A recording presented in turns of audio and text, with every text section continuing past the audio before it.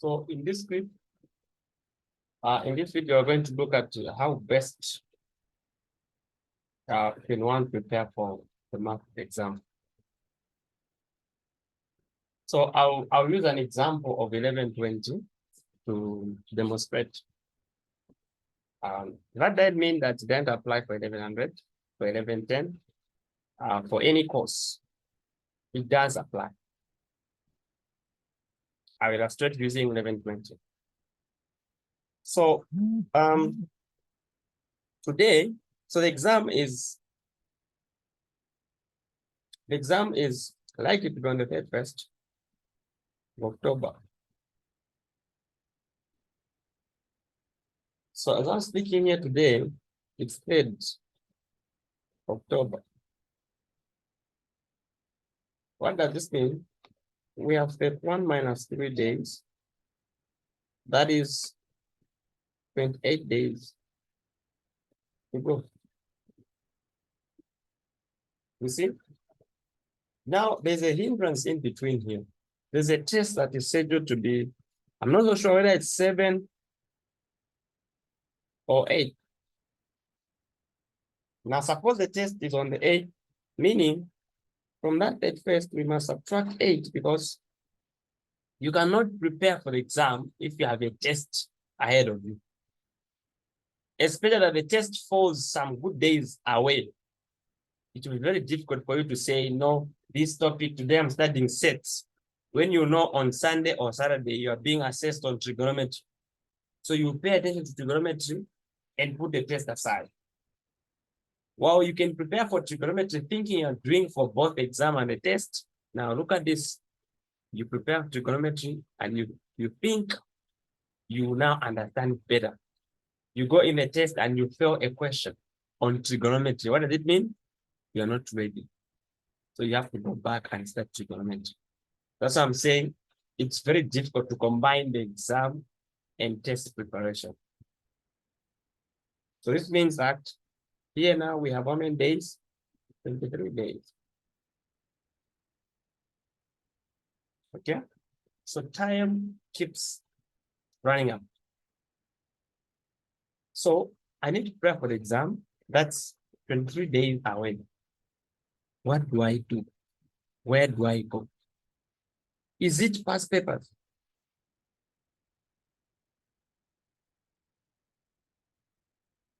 If so, how many?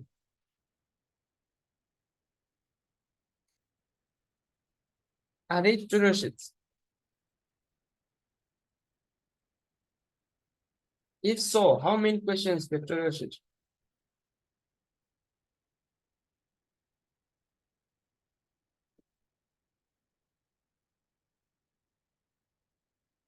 You see, there are so many things to be answered. Notes, age, how many pages? In 23 days. Is it only math that you're doing? Most of you are doing more than one course. So it's not just math. Okay, if notes were enough, then why are we given a tutorial sheet? If past papers were enough, then why are you not just given past papers? No notes, no tutorial sheets, just being taught past paper. So there's need to strike a balance. I can't just rely on past papers. I can't just rely on tutorial sheets. I can't just rely on notes. There's need to strike a balance. Now, here's my strategy. If you look at the course outline, it will tell you what you need to know. Okay, so what's the strategy?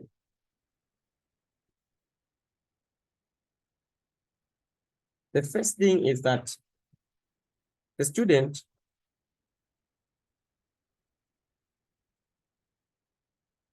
must have an idea of the exam coverage.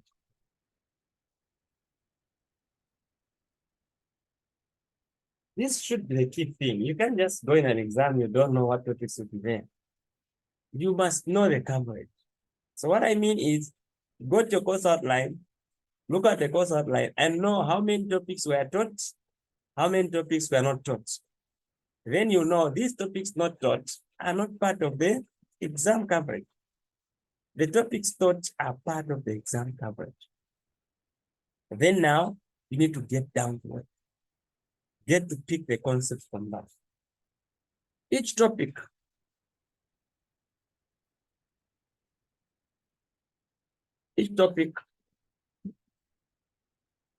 the student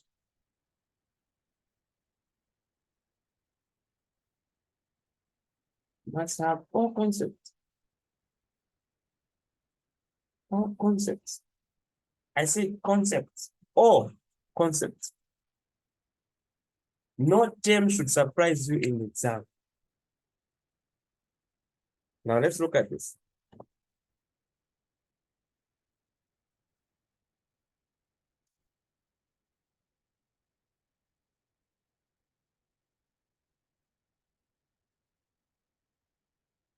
Here is the course outline for 1120. Okay. So we have the following. First, their objectives. The student should be able to describe and apply set operations, sets of numbers, relations, and functions. At the end of the day, you are expected to know how to do these things. So the exam is coming to check if you are truly able to describe and apply the set operations. Are you able to understand the set of numbers, relations, and functions? How do they know if you are able to do that? They ask you questions in the exam that will carry those concepts. You may not know that this one I'm doing now, I'm telling them that I know function. Your mind will just be the domain. And then they know. If the guy knows the domain, then they understand function.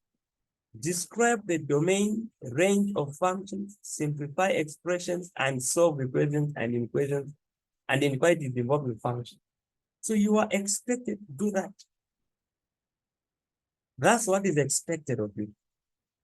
Okay, to demonstrate knowledge of limits, continuity, differentiation, and their applications. So when you pick a topic, calculus, know that the examiner expects you to know limits, continuity, differentiation, and know also the application. So when I go to study, my focus is, by the time I'm done, if I say I'm done with calculus, I should have an idea. I should have ideas on limits, continuity, differentiation, and also know how to apply them. Then I'm cool. Okay? Here's the content. Topic 1, for example, sets. Set theory. Under set theory, there are definitions, there are subsets, there are set operations, there are Morgan's law, there are sets of numbers. Sets of numbers, what do they mean? Natural numbers, integers, rational and irrational, real numbers, complex numbers. So you know that if you do with complex numbers, it will be direct, you can tell. There's some I involved, so you know it's a complex number. Real numbers, of course, they will ask you to express a number as a fraction or something. Rational and irrational. That's why you find they ask you, can you prove that the 2 is irrational? Okay. Integers, not much that you face them direct. Natural numbers, not much that you face them direct. You find them in concepts around. The arithmetic of complex numbers. This is where now you are asked to conjugate. So yours in mind is, do I know how to conjugate? If I know, what else can they ask me? Complex, if you know how to conjugate and you're done with complex numbers. Because when they ask you to find I squared, that's not a big problem. They ask you to solve this question. 1 plus I. It's a small deal because I can easily conjugate and move on. Third, You see? Are you able to rationalize? That's the concept here. If you can rationalize, then you're okay. Binary operations. There are only few terms. One, is this thing a binary operation? Okay, is the star a binary operation? After that, is it commutative? After that, is it associative? You don't need to spend the whole day on binary because they will only ask you for three things. The other thing is computing. Compute. Even if I don't know binary, I can still compute because they'll give me numbers. Okay, so binary operations with the time remaining, I just need maximum of an hour. That's enough. I can't spend the whole day on binary operations because I just check, oh, when is it binary? When is it commutative? When is it associative? And try few examples. The key thing where we have reached now is knowing the concept. De Morgan's laws. I mean, what do I solve? I just pick the law. What does it say? Oh, okay, fine. I move on. You see, set operations union. I just need to be careful with intervals. Intervals. Okay. To put them on the number line, how to intersect, get the union, get the complement. Set operations can also mean they ask you to simplify. Okay, simplify this expression. That's not a big deal. That's not the thing that can take you the whole day. You see? So a student is able to sit in a day and drop a topic. Not that I should study math the whole day. I can study so many things, but the time I have for math, I can drop the topic. Because topics now where they've reached, they are not complex. So where do I go when I'm having, so I run through maybe like topic one, maybe just a bit of some notes, but not much. If I can solve the tutorial sheet on topic one, then that's fine. Okay. So after you solve the tutorial sheet, okay, after you solve the tutorial sheet,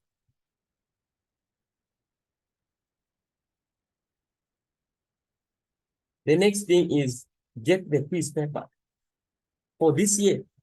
Quiz paper for 2023. Get the test paper for 2023.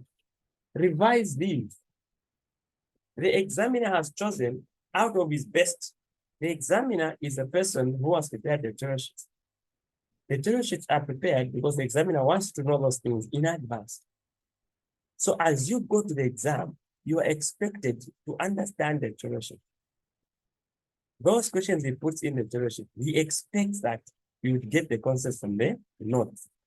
But time has gone for the notes. I cannot manage to go through every detail of the notes. But if I can do the tutorial sheets, then I will notice that as I go to these papers, there will be no compass because most of the questions would have appeared in the tutorial sheets, either direct or indirect, but carrying the same concept. So all you need for this year to prepare for the exam is 1, the quiz, 2, the test, 3, the tutorial sheets. So the tutorial sheets, then they will guide you. So that makes it easy for you to be able to run through and pick all the concepts needed. It's not a big deal. Okay? So you'd want to go through all of them. Oh, function. What do you do on function?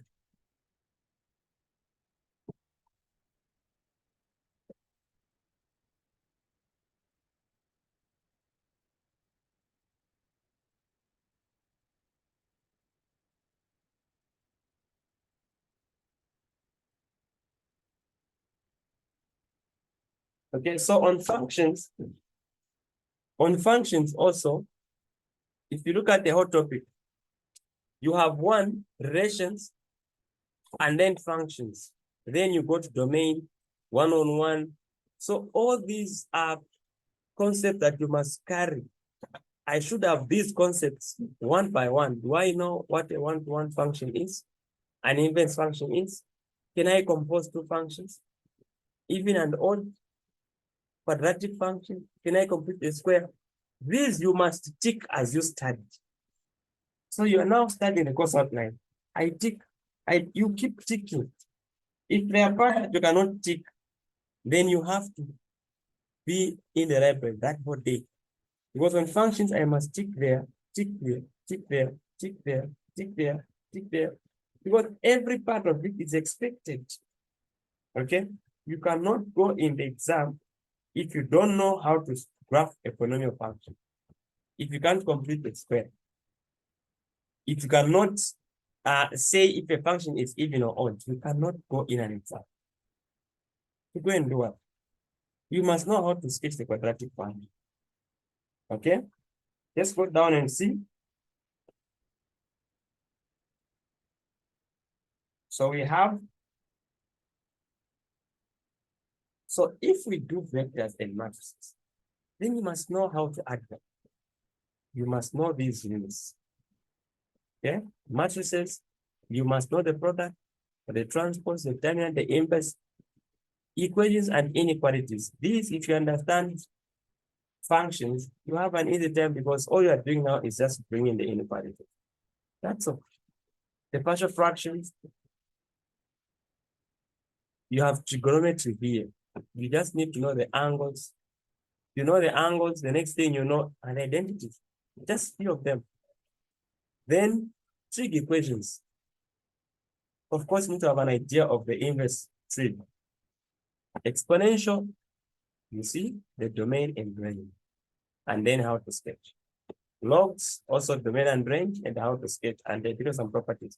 Binomial, all you need are these few things listed here. Just 5.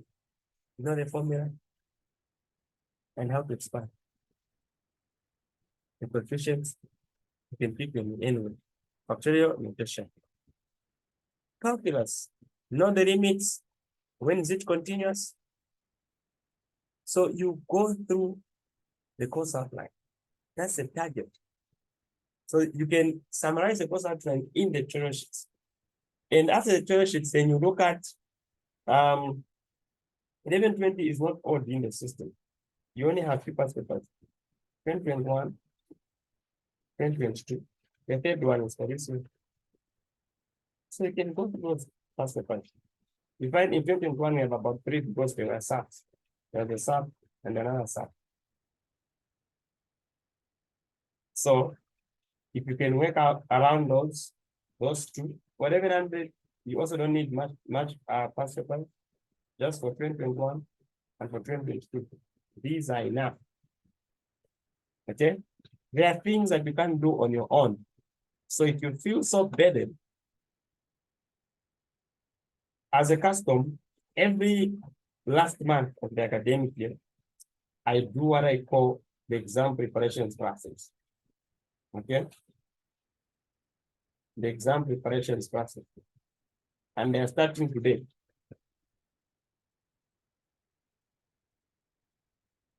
They run well and mostly they are not much hiccups. So you expect to have an easy time if you run together. Well, for some reasons, I may not post all the exam preparation videos, but if you need them still, and they're not posted, you can reach me out.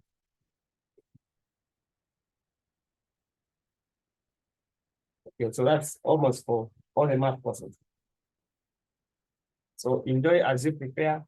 Please take notes. I said notes a bit, tutorial sheets match, and the quiz test for this year. And then 2 past papers per course. Not more than that.